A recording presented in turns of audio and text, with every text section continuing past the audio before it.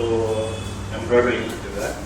ಈ ಒಂದು 4 ತಿಂಗಳಿಂದ ಒಂದು ಸ್ವಲ್ಪ ಫ್ರೀ ಆಗಿದ್ದೀನಿ. ಅಂದರೆ ನಮ್ಮ ಯೂನಿಟ್ನ ಬೇರೆಯವ್ರಿಗೆ ಬಾಡಿ ಕೊಟ್ಬಿಟ್ಟು ಒಂದು ಸ್ವಲ್ಪ ಫ್ರೀ ಆಗಿದ್ದೀನಿ.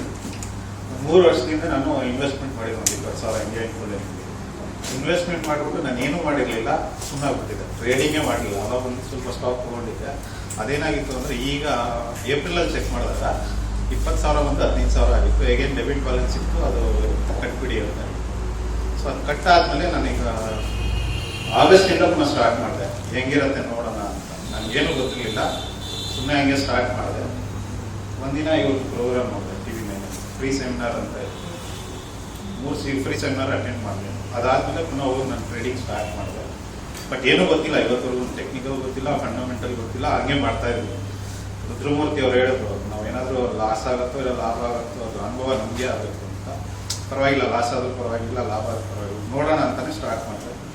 ವೆರಿ ನೆಕ್ಸ್ಟ್ ಡೇ 20,000 ಇದ್ದಿದ್ದು 85,000 ಇನ್ವೆಸ್ಟ್ಮೆಂಟ್ ಮಾಡಿದೆ. ಟೋಟಲಿ ಇವಾಗ ಆಲ್ಮೋಸ್ಟ್ 85,000 ಇನ್ವೆಸ್ಟ್ಮೆಂಟ್ ಇದೆ. ಡೈಲಿ 5ರಿಂದ 10 ಲಕ್ಷ ರೂಪಾಯಿ ಟ್ರೇಡಿಂಗ್ ಮಾಡ್ತಾ ಇದ್ವಿ. ಲಾಸ್ ಆಗುತ್ತೋ ಲಾಭ ಆಗುತ್ತೋ ಗೊತ್ತಿರಲಿಲ್ಲ ನನಗೆ. ಬಟ್ ಇವತ್ತು ಬಂದಮೇಲೆ 1-2-3 ಫ್ರೀ ಸೆಮಿನಾರ್ ಅಟೆಂಡ್ ಮಾಡಿದ್ಮೇಲೆ ಒಂದು ಸ್ವಲ್ಪ ಯೋಚನೆ ಮಾಡ್ತಾ ಇದ್ದೀನಿ, ಯಾವ್ದು ತೊಗೊಳ್ಬೇಕು, ಯಾವ್ದು ತೊಗೊಳ್ಬಾರ್ದು ಅಂತ.